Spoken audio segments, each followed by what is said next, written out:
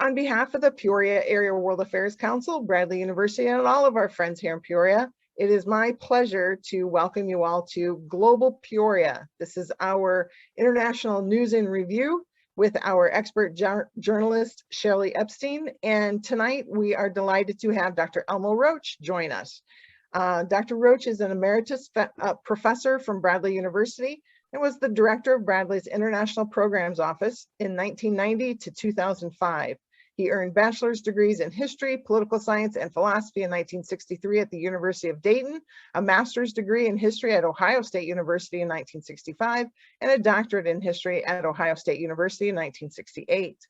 Roach will discuss, actually, sorry, I borrowed that from a different, I will tell everyone that Dr. Roach has extensive experience teaching about, visiting, both Russia and Ukraine, and we are delighted to have his insights tonight. Shelley, take it away. Thank you, Angela. Angela, before we begin, I'd ask you if you can mute everyone, or you can mute yourselves. Those would be good.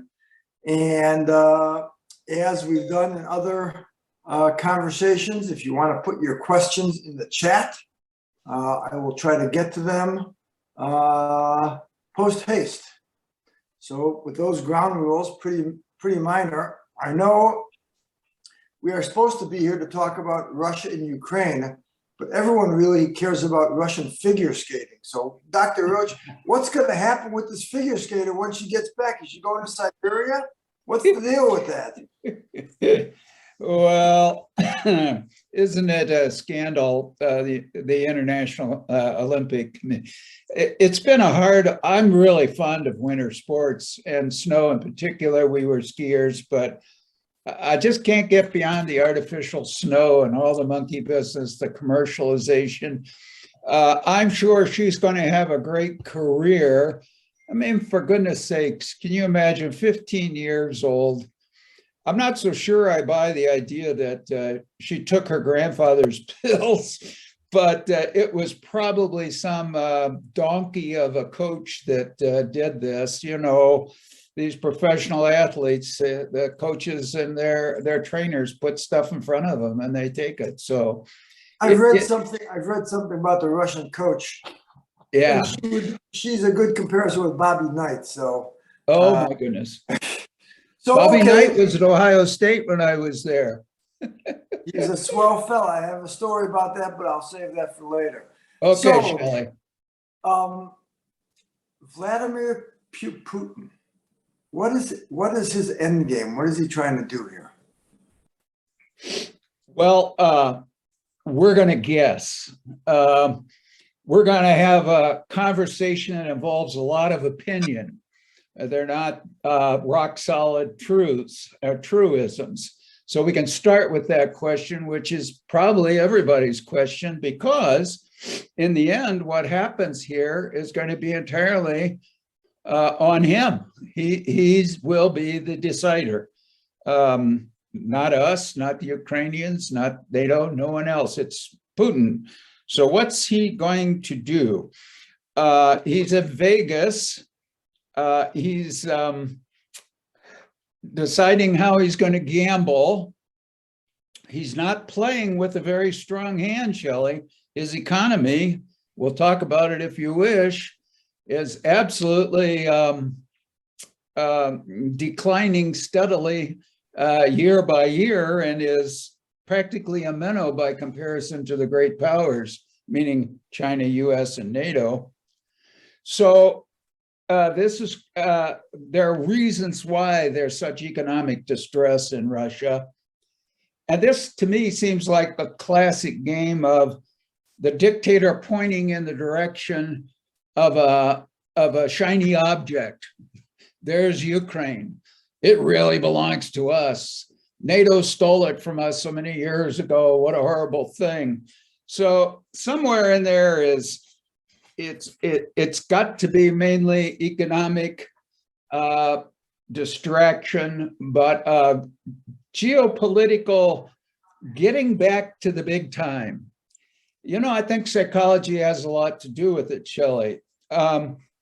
He has maybe several options, of course, one of which would be a full-scale invasion of Ukraine, the maximalist thing, to recover the entire thing. And if he got away with that, then he could pick off the other former Soviet republics.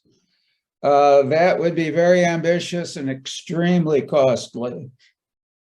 Maybe on a smaller scale, he's thinking about grabbing the territory from Donbass, which is the eastern part of Ukraine. Maybe I can, yeah, here, folks, it's right there.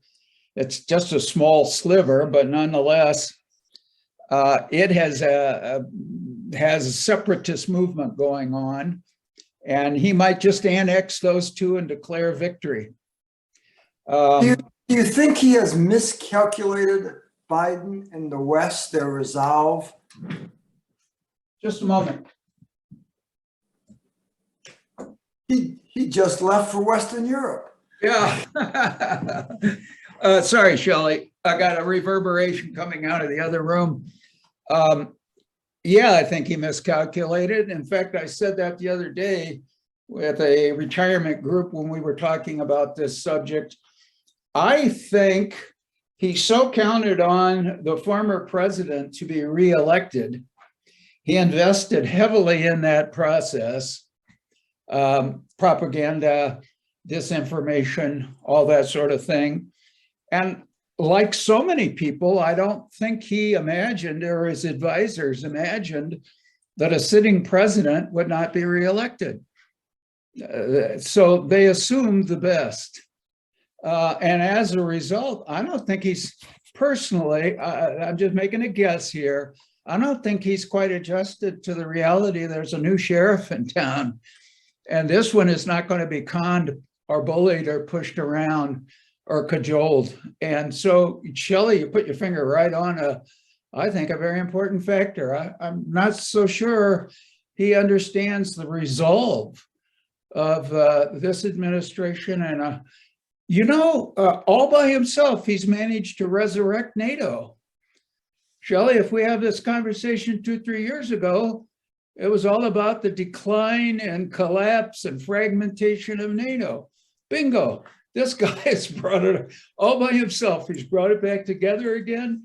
And Sweden and Finland are on the verge of joining after many, many years of hesitation. So, yeah, sometimes unintended consequences really change the whole nature of the game. Your point is well taken.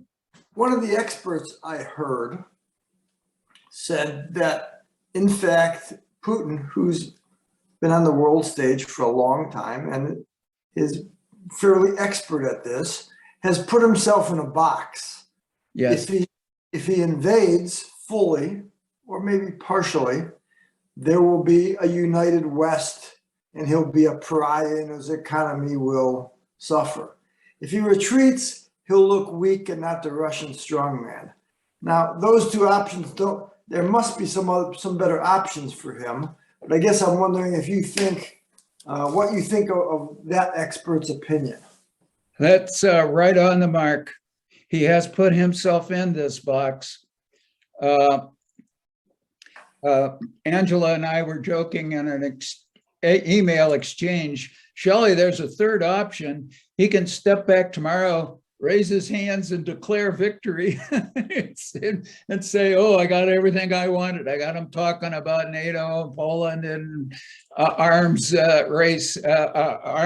in the NATO countries. So look but the reality will not be missed by the people who are the inner circle of power in Moscow.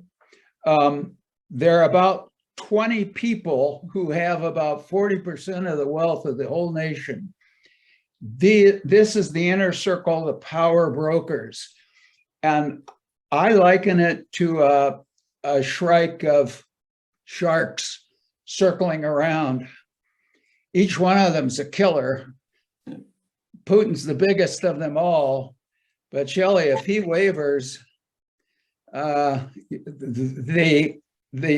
odds of him surviving are not very good.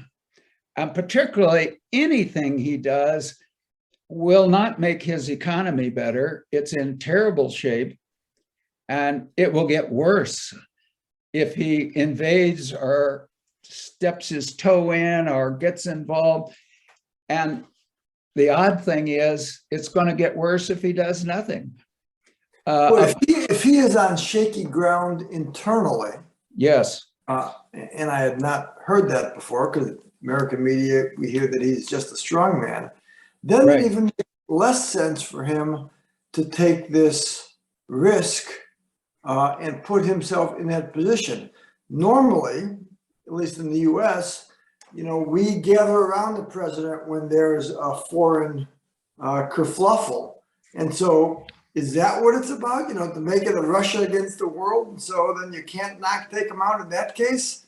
Well, what is your thought about any of that? This is really a speculative psychology. He's been God for 20 years. And that routine or that role he's played to the hilt. And he has forgotten that he's not really God. And that's how he's gotten himself into this pickle. Now, about the economy, I'll give you a shocking statistic. I think you'll find it shocking. We want to get a good idea as historians, political scientists, economists. We want to get an idea of what's the actual strength of an economy of a nation and a society. There are all kinds of yardsticks. I'm just going to pick the GDP, the total economic value of a society. Shelley, the USA is number one at 21 trillion. The European Union combined is like 15 trillion. China is 14 trillion and growing.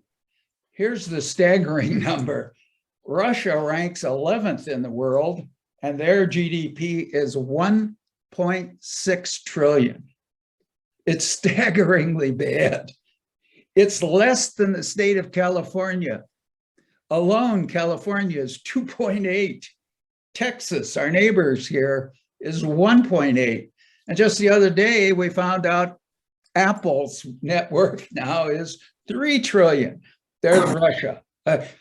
Listen, I could try to persuade you one way or the other, but numbers like that are just staggering and they don't lie.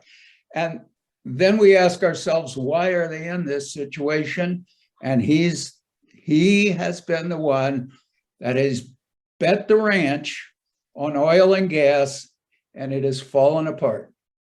Does that mean, is it possible that Ukraine is an internal diversion to get it? I mean, are Russians standard of living? I know several of us have gone to Russia. Angela is the world's best tour guide. And in the big cities, things seem pretty well. Right. That was several years ago. Maybe that's not the case now. That's when oil and gas was fairly decently priced. In the time, Shelley, from 2008 to the present, first of all, the Russian national budget is based entirely on gas and oil exports. Nobody wants to buy anything manufactured in Russia. No one, not even Russians. So all the income's based on gas and oil. Well, it just so happens that that's been a terrible wager. The income for gas and oil for Russia has declined 70% from 2008 to the present. 70% decline in the source of where his budget is. So it's going to have catastrophic impacts, and it does. So what we see in Russia today, unlike when you guys were there, when it was a pretty decent time, steady economic decline, hardship, unemployment, poor housing. It's gotten worse. Later retirement, they increased the retirement age. They reduced the incomes. There have been the energy grid is obsolete, and they have shortages and outages. And so this leads to growing economic unrest. So is he rolling the dice saying, okay, if we invade, there'll be a wave of patriotism? Well, Shelley, I'm going to try to destroy that sense. If he invades in any way, shape, or form, in major form in Ukraine, the Ukrainians are likely to blow up his oil and gas pipelines. 60% of Russia's oil and gas go through pipelines through the Ukraine. They're old, they go back to 1983, they're leaking, they're the worst in the world. They actually leak more methane and CO2 than coal mines do. It's that bad. Then there's the new one on the Baltic Sea. That'll maybe, when it reaches its peak, allow 20%. So between the two of them, if he really pushes the Ukrainians to the wall, they have let it known in confidential exchanges with NATO that they'll blow up those pipelines. His economy then is totally destroyed. So instead of a wave of patriotism, they'll be rioting in the street. There'll be another Russian revolution. Angela, you can hold me to this. If I'm still on the planet when it happens, let me know one way or the other. So Shelley, yeah, he is in an impossible situation unless he wants to put his tail between his legs and back out, and then the sharks around him will say he's weak. But doesn't Ukraine benefit from the oil and gas going through those pipelines as well? Don't they get fees and it helps their economy? They charge a fee for the transmission of that oil and gas, but it's not worth surrendering their independence. It's not that much. It's not a wealthy nation to begin with. It's large. Shelley, Ukraine is the largest nation in Europe, right, by a wide margin. Ukraine has the largest armed forces in Europe, 210,000, more than France, more than Germany, more than UK. So it's not going to be pushed around. They were caught off guard in 2014 when he invaded Crimea. But since 2014, NATO, the US, even Turkey have armed them with such sophisticated resistance, defensive weapons that it will be awful for the Russians if they do invade. It'll have terrible economic consequences. And by the way, the Germans, you have read, are so worried about the cheap Russian gas and oil. So everybody assumes they have leverage. It's the Ukrainians that have the leverage. The Ukrainians, yeah, is that they, okay, Putin, you come, we're going to blow him up. Okay, Germany, if he comes, we're going to blow him up. So you better put some pressure on him. That's called geopolitical leverage. And nobody writes about it. Nobody talks about it because all we talk about is NATO and Biden and Putin and the Russians. Everybody forgets there's this group in the middle called the Ukrainians. And they're really, yeah, they're going to suffer the horrible consequences of war. But they've been down that street before. So they're not going to just roll over. Let me ask a related question. Putin has made no secret of the fact that the worst political development in the 20th century was the division of the Soviet Union, the breakup of it, and that in the next logical step is he desires to reformulate it in some form or fashion. And perhaps this is an entry level into that. Do the Russian people wish to reconstitute the USSR? It's a nostalgia thing, of course. And there are really good, fantastic Russians in Peoria working as engineers at Caterpillar and so on. I try to get their opinion on things and others. Well, there's this kind of emotional, the good old days, the old empire, but that's not really on a day-to-day level what Russians are about, whether they're professionals or working class. What they're about is having more food, better housing, good educational opportunities for their kids, high-tech gadgets. They want to be on a personal economic level, they want to be connected with the West. They want all, it's like the old East Germans, Shelley. Yeah, the West Germans, oh, they hated them, but on a personal level, they all wanted to go over there and get all those goodies. So the Russians are not unlike anyone else. They want a better life. And in 1990, Angela, when we started bringing exchange groups to Bradley during the 90s, that's the Yeltsin years, he made a lot of mistakes, but it was a commitment to moving in the direction of becoming part of the up-to-date economy and technology of the West, move to the West. Then the old timers shut it down. The KGB put their little boy in power, Putin, and it went, Shelley, in the opposite direction.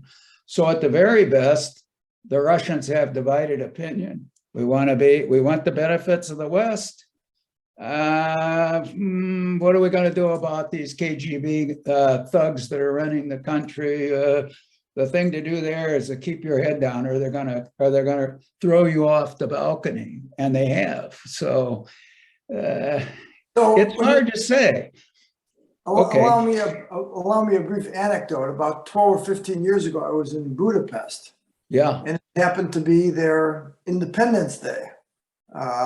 We did not realize this. That's why we couldn't get into the parliament. So my son and I, we took a subway to the large park, their Central Park.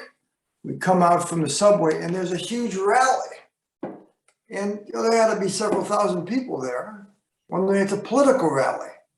And all the stalls around the perimeter, they have maps of the Austro-Hungary Empire of 100 years before. And these people were rallying to put together the Austro-Hungary Empire. So some of those old-time empires, I mean, I'm not saying this was a large contingent of Hungarians, because they were Jacques or Le Pen, the guy from France, was one of the speakers. Yeah. But there's an element of that. So, yes, there's a very strong right wing throughout Europe, including East and Central Europe, but they're in a minority, and their political strength is probably greater than their numbers, but by and large, no one wants to give up a comfortable standard of living to become another Habsburg. So or a Romanov or a Stalin. Can I tell you something about Ukraine, why they are so determined, their mentality, the Ukrainians? We've known a lot of wonderful Russians and Ukrainians. We brought a woman to Bradley to teach Russian language, to pioneer the return of Russian. It's now gone. And she was from Moscow State University, top university in the country, taught linguistics and languages. She was a Ukrainian. And her husband was a commercial fisherman up by Vladivostok. We brought her to Bradley. And she used to come in my office for a half hour, 45 minutes, and we would talk. She was helping me improve my language skills. And she said, when I would go over to Siberia or to Russia in these programs, she would say, nah, Joe, don't you trust those Russians. But if I'm born there, I might have a prejudice one way or other, but I'm not. I'm Sicilian, so I would listen to both sides. So let me ask you this. If you were Joe Biden's head of national security, yes, what 2 things or 3 things would you be advising him to do? They're doing them, and that makes me feel good. We hear in the news they're preparing for enhanced sanctions. There's always a question, do sanctions work? In 2014, Obama slapped sanctions on Russia because of Crimea and Donbass. It worked. They stopped Russian military activity immediately. And so it's a case of it working and working against Putin. So the deal is Obama did targeted sanctions. The Biden team, if I'm reading it correctly, they're talking about widespread sanctions. I can give you a couple examples if you wish, or you can just take it at that. But their package of sanctions far beyond what happened in 2014. And so that's what I would recommend for them. That's what they're doing. Secondly, don't do it alone. That's what they're doing. Do it with NATO. Thirdly, as far as military, because it'll come down to that, don't put boots on the ground. The Ukrainians don't want it. They don't want our troops. We don't want our troops. Send advisors, send equipment, high-tech materials, and those would be the three things. Okay. What do you make of his decision to send troops to neighboring countries, Poland, Hungary, those places? Well, let's look on the map. See Poland there and Slovakia there, and down on my shoulder is Romania. And we're sending troops in there. The Luftwaffe has a squadron in, they got one in the young man, tell him, David, they've got a squadron in Estonia and Latvia. Luftwaffe, flying air cover in case these Russians get too nosy and want to be trying stuff. So, yeah, but no boots on the ground, just advisors. And those 9,000 troops that Biden has sent to increase the number in Poland. You know, Shelley, I'm a bit of a military historian, and one of the things that I noticed is successful resistance movements have safe havens. And let me try to explain that very quickly. The Ukrainians have 200,000 troops. The Russians have 1 million. So there's no question who's going to steamroller the other. And so the Ukrainians have adopted resistance warfare. Simply put, they're not going to stand and be knocked out. They're going to move. They're going to break down into smaller amoebas with guerrilla forces. The way guerrilla warfare and resistance warfare works is when the cheese gets tight and when you're right up against the edge, you slip across the border into your safe haven. Shelley, you must have covered what happened in Vietnam. We would get the VC cornered, and they'd slip over into Cambodia, and they'd refurbish. What happened in Afghanistan? For God's sakes, 20 years. The Taliban track them down, get them into a corner, and they'd slip off into Pakistan. It's yet to be written by a scholar, but one of the really key factors in insurgent warfare is having these safe havens. And the Ukrainians have it. Poland, Slovakia, not so much Hungary because their leader is kind of a right-winger. And then right where my neck is, Romania. So those resistance fighters in Ukraine can slip back and forth across, they can get resupplied. And I'm sorry, it's a long way of answering your question, Shelley. That's why our troops are in Poland. Angelo suggests it's a way to strengthen NATO as well. It's a way to because Putin has demanded that NATO withdraw from his sphere of influence, and this goes counter to that. Yeah. Talking about NATO, I'm going to throw another wild card out. At this stage, Ukraine doesn't need NATO. Yeah, if the Russians come in, that'll change the whole equation for Ukraine, for Finland, for Sweden. Yeah, okay, then the fence setters, they'll join. But the reason I say Ukraine doesn't need to join NATO at this point. I have yet to read anyone write or comment on something called, you mentioned Budapest, the Budapest Memorandum in 1994. I'll tell you quickly what that is. 1991, when all the Soviet republics went independent, a lot of them had nukes. Ukraine had the third largest stockpile of nukes in the world. US first, Russia, Ukraine, over 2,000 nukes. So in the wave of optimism of the 90s, the idea was to decommission these things, get rid of these things. And so the Ukrainians agreed to allow their nuclear stockpile to be destroyed, in return for which the US, Britain, and Russia signed the Budapest Memorandum with the Ukrainians, and they agreed to guarantee the independence and sovereignty of Ukraine. And here's the key. Article 1, based upon existing borders. That's an ironclad guarantee. France later would sign on, and so would China. So basically, Putin bringing up all this NATO stuff is a non-issue. And all the journalists follow it like a trail of crumbs, like, oh, he's got a point there. Should Estonia and Latvia are right on his frontier, and Lithuania is right alongside Kaliningrad. So there's already NATO countries on his border. Would Ukraine be in a stronger position if they had kept those nukes?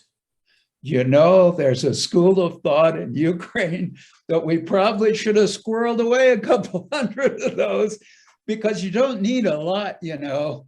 It's the same with Iran, it's Israel, Saudi Arabia, India, Pakistan. India and Pakistan have gone to war several times. You know that, Shelley. They've killed each other, and each one of them have nukes, and they dare not use them. They're really good insurance policy. It's what Saddam was trying to do. If I could just get a couple of these dudes, then I'd have my guarantee. It's like an insurance policy. So yeah, there are Ukrainians who are saying, but we'll see. The Americans and the rest of them, they better, we owe them, Shelley. We really owe them. And they're going to keep reminding us daily of that. And yeah, on the other hand, a smart guy would have been squirreling some of these away in hidden mines or underwater or someplace. Yeah, maybe if Putin invades, maybe we'll find out that they in fact did do that. I would remind everyone that if you'd like to ask a question, please put it in the chat and we will get to it. David asked, what do you think China will do? And I would add to that, what do you think that Xi told Putin or is telling Putin about this? That's very good. It's something that a lot of people are thinking about and a few people are writing about. Tom Friedman, who I think is brilliant. Well, I'm not the only one, obviously. But a couple of days ago, he said he got to the bottom of his column and he said, what about China? Are they being pals with Putin? Putin shows, are they rekindling this friendship? He shows up at the Olympics. He said, you got to remember about the Chinese. They don't have friends. They have vassals. And so, you know, he said, yeah, okay. China's not going to back him.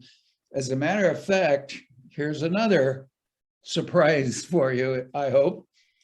The Chinese are slowly but surely moving into Siberia. Tens of thousands of tens of thousands of acres of land in Siberia are leased by the Chinese. Every day, more than 1,000, a couple, maybe 10,000 Chinese business people cross the border between Siberia and China. It's a 2,500-mile border. What are they doing in Siberia? They're buying up natural resources from the Russian oligarchs who don't give a damn about anything except selling and making a profit. So they're buying metals, they're buying oil, gas, fresh water from Lake Baikal, for God's sake, and all the forest products that Siberia can, okay, the Chinese are buying those. In return, there are literally thousands of Chinese-owned factories built and owned in Siberia with Siberian or Russian workers manufacturing consumer goods with Chinese managers in the plants, and those consumer goods are sent to Moscow, Petersburg, or whatever, because everybody knows the Russians don't build anything worth buying. So Shelley, in the old days, as students, we were told that's colonialism. And so in Siberia, it's underpopulated. Across the border in China, way too much population. A demographer would say, that's in the long run, if you're going to make wager. In fact, there's a documentary out, Shelley, it's on, I forget, when Siberia becomes Chinese. And I would love to be around to see if that comes true. But it's in the cards, and so is Xi. Is he going to be in any way beholden to Putin? No, it's the other way around. Is there any cause for concern for the U.S.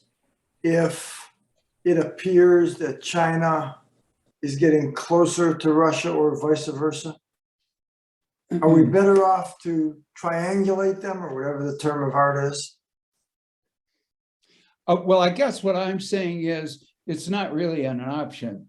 The Chinese, when Putin went for gas and oil, the Chinese went for diversification, high tech. They're even manufacturing battery operated cars now. They're breaking into that market. Consumer goods. They started out with knickknacks and clothing and so on, but now that they're way beyond that. So they had a game plan that they're with great discipline following, and it means becoming, I would predict, Angela, you and I probably will see a bipolar globe in the future, China, USA, and that shouldn't worry us. And listen, with that GDP, Russia's barely even a player. So there's any, again, Russia has nothing that China wants. All So that oil. You've mentioned Russia. All the oil and gas they need. You've mentioned Russia's GDP. Yeah. Would it be a good strategy for Putin to say, okay, US, I will pull out, you help me with my economy. You do what the US did for Russia when the breakup happened. Yes. And we attempted to. Yes. Is that a bargaining chip that is possibly to be used? You know, earlier in the conversation, you said a smart person would figure these angles out. And yes, Russia could easily be welcomed back into the functioning economy of the EU with American participation. That would be welcomed by all parties, including the Americans. The problem is he's been in power for 20 years. And for 20 years, they've gone exactly in the opposite direction. And now all this money, really, around 20 humans have 40% of the wealth of Russia. Some of them are gangsters, prostitution, drug, money laundering. Some of them are oligarchs. They got titanium, oil, gas, and so on. And about 1/3 of them are old KGB veterans. And they are so vested in this total strangulation, state capitalism, they call it, of the Russian economy. It's hard to imagine that they would give up that golden goose, Shelley. They'll give up Putin before they give up the golden goose. So I was, and this is, again, a little off target, but you know, Putin's not a spring chicken, even though he looks like he's in good shape when he takes off his shirt. What happens if he has a heart attack and dies? What happens to Russia at that point? Who fills the vacuum? Angela knows there's a rumor, an old rumor, that Stalin did not die from a stroke, but this little thing called poison. Okay, somebody may poison Putin. That's the Russian way. And when he's gone, what happens? Well, the other 19 sharks will jockey around, form their coalitions. And out of that, which is the Russian history, by the way, from the Soviet days, they didn't have peaceful transition. We used to have it in our country, but now one wonders if that worm is turned. You get my drift. But yeah, so it won't be a peaceful transition, but it won't be decided by the people in the ballot box either. Those 19 other sharks will, and sooner or later, someone, you know, when Khrushchev emerged, he was the last on the list. So it's not always the top candidate that filters through this really Russian process of leadership gathering. And so I wouldn't be surprised, Shelley, that there'd be a period of adjustment, but he will not, when he goes, he will not be mourned. And by the way, you look at photos of him, he doesn't look entirely healthy to me. It's interesting, again, when we were there, and it's some time ago, and Angela, you know, I think we tried to ask Russians who we saw, you know, whether they could be honest or not, but they seemed to indicate that they supported Putin. Right. They wanted Russia to be strong again. They didn't want it to be weak. Yeah. Now, what year was that, Shelley? Angela? 2007? Actually, it was 2014. Remember, our guide was not Ukrainian, although her mother was Ukrainian and her father was Russian. So I said, well, how do you feel about the invasion of Crimea since you're half Ukrainian? She said, well, I'm not Ukrainian. I said, my mother's Ukrainian. My father's Russian. I'm Russian. That's the classic thing in these border areas. My dad's Ukrainian, my mother's Russian. What am I? Well, where are you born? Where were you born? Where you live? Anyway, Shelley, I'm not trying to dodge the question. If I can remember it, say it again for me. I forgot it as well, Joe. Yeah. Well, you were there in 2014. There was a terrible economic downturn for everybody in 2008. Not just the Russians, but there was a rebound, and about 2014, oil and gas prices, exports and so on had really climbed back up a good while. And so there was a return to a sense of optimism. If you had been there in 2008, they would have been saying, oh man, this is an absolute wreck. But 2014, okay, if you go back now, Shelley, in the cities, in the discos where all the young people in the army are kids who barely can tie their shoes from out in the villages out nowhere. And the kids with any kind of money or influence or parents in positions of some influence, they're in Moscow, Petersburg, they're buying the BMWs, they're going to the disco clubs and so on. But they're a very distinct minority. The bulk of the Russian population in 2022 is suffering as much as they were in 2008, and you guys happen to be there in a good year in 2014. So Robert asks a really pertinent geopolitical question. Yeah, and it is this, you know, if the West, the US, does not respond appropriately or strongly, if there is any kind of invasion, doesn't that send a signal to China that they can do the same in the South China Sea and Taiwan and the Far East? They can also be more aggressive? I think that's an excellent point and entirely plausible. And the reason I say that is history teaches us this lesson over and over again. When I look at Ukraine, Donbass, Donetsk and Luhansk provinces, they got a lot of Russians, about 50% ethnic and linguistic Russians. Okay, there's this Russian minority there or whatever. I think about the Sudetenland in 1938, when Hitler said, oh, these Sudeten Germans are being mistreated by the Czechs. It's terrible. They're raping our women. They're doing this. And so I, the German, leader, the Führer, I have to go into Sudetenland and rescue those German Deutsche Volk in Sudetenland. And that's the Neville Chamberlain you guys have been seeing on TV lately. He caves and they move into Sudetenland. He said, Hitler said, I'm for peace, I'm for peace. What nobody understood was, I want a piece of this and a piece of that and a piece of the third thing. And then we had World War II. There's a very strong argument that appeasement in history very seldom works. And that would be the case here. If the Americans appeased, and we got a commitment, it's called the Budapest Memorandum. If we walked away from that, it would be shameful. But we've done such in the past. What is your take on, is it Zelensky, the president of Ukraine, and how he is handling this? I think he's showing magnificent calm. He's the Al Franken of Ukrainian politics. You know, he's a comedian.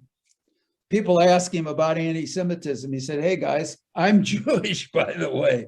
So, I mean, he's a very fascinating guy. It's like somebody from the Catskills that runs for president and is elected. He's a comedian, but he's a very, very astute and smart guy. And thus far, just like Biden, I would say that the two who have really performed in an extraordinarily high level are Zelensky and Biden. And as far as Zelensky is concerned, he was totally ambushed by Trump, so he was stuck. He's probably the happiest guy in the world about the outcome of the last election. Larry asks about who Putin listens to, and specifically he asks about Lavrov, who seems to be the spokesman.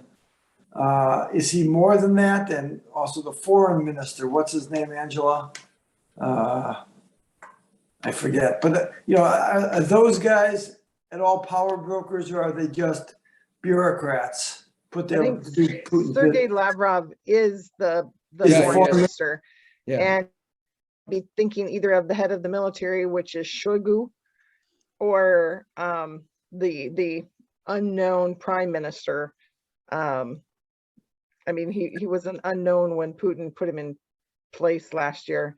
And in fact, I can't remember Angela his and name. I can't remember who he is, so he's really unknown. I mean, he was really an off the beaten path fellow. Okay, to answer Larry's question, Shelley, those people are more functionaries than anything else.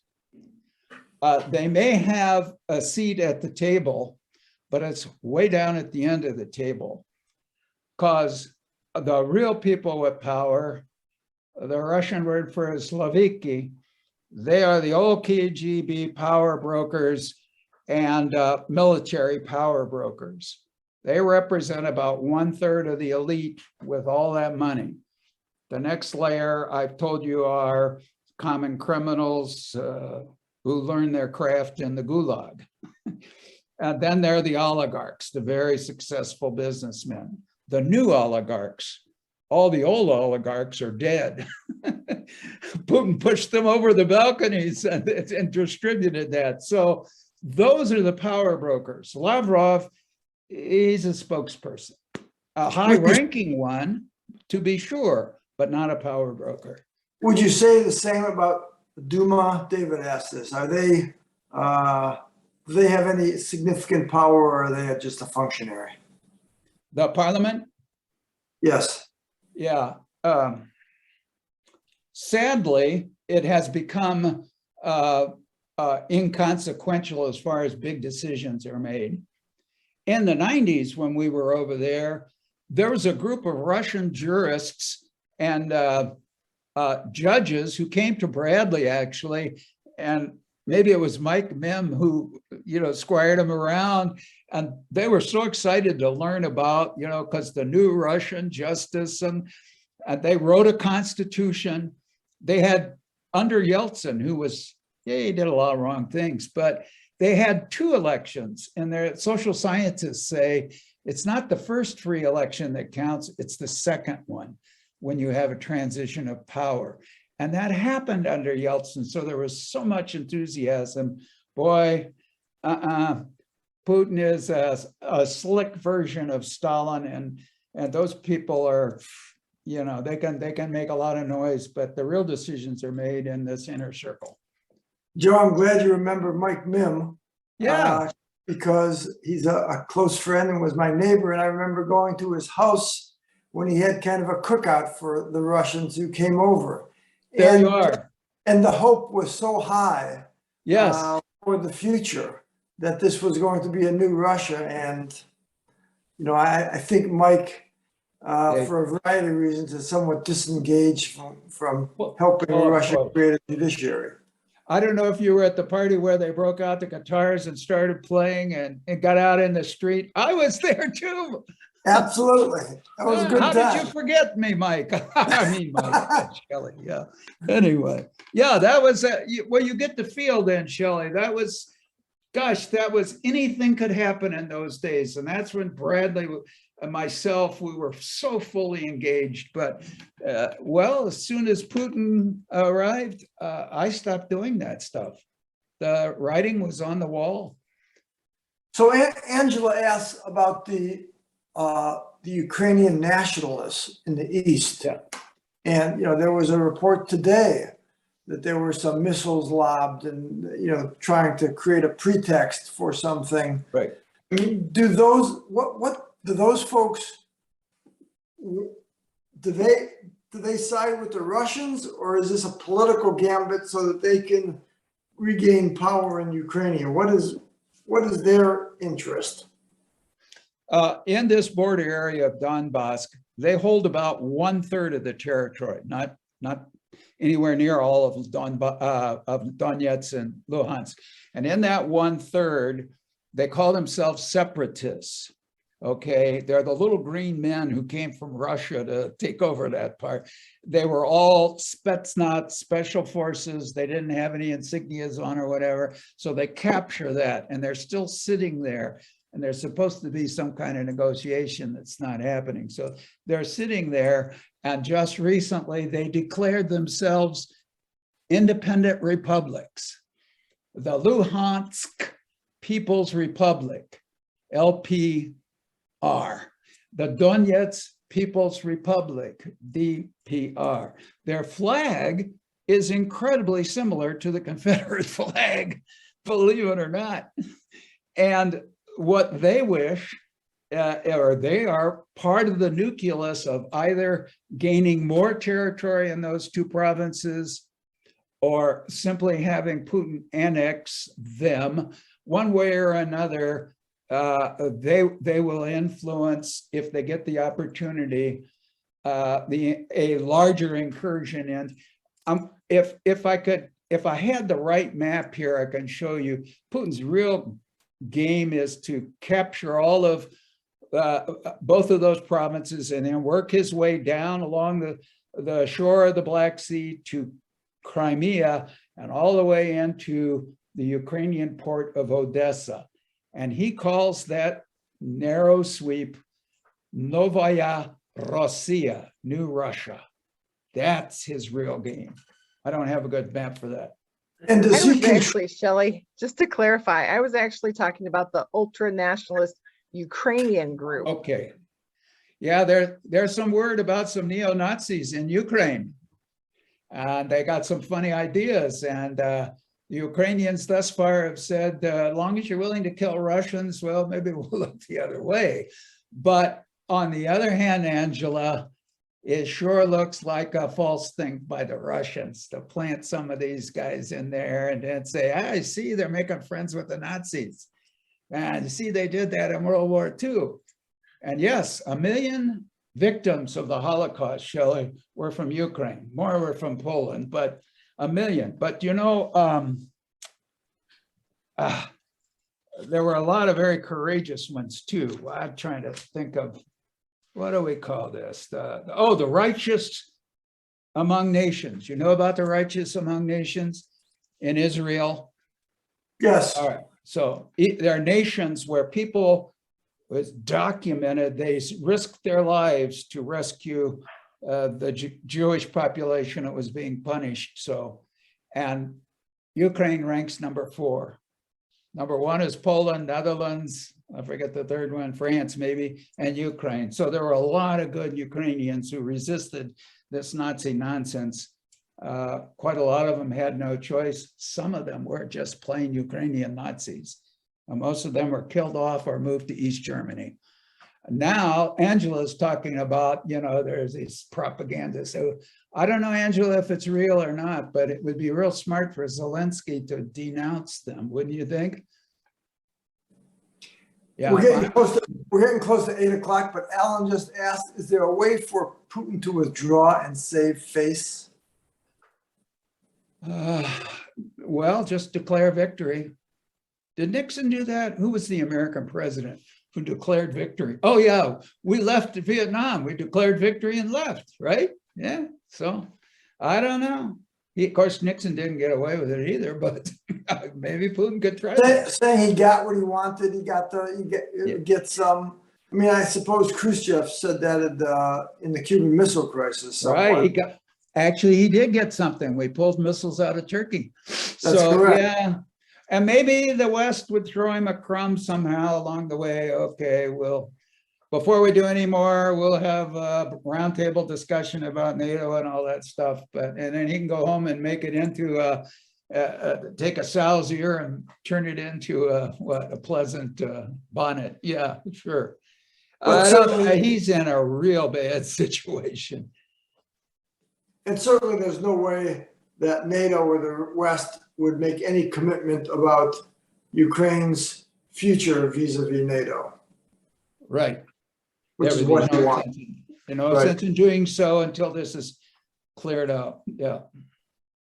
But if he makes any kind of move, boy, it'll automatically backfire. Finland, Sweden, and Ukraine they'll apply on Tuesday and be admitted on Wednesday.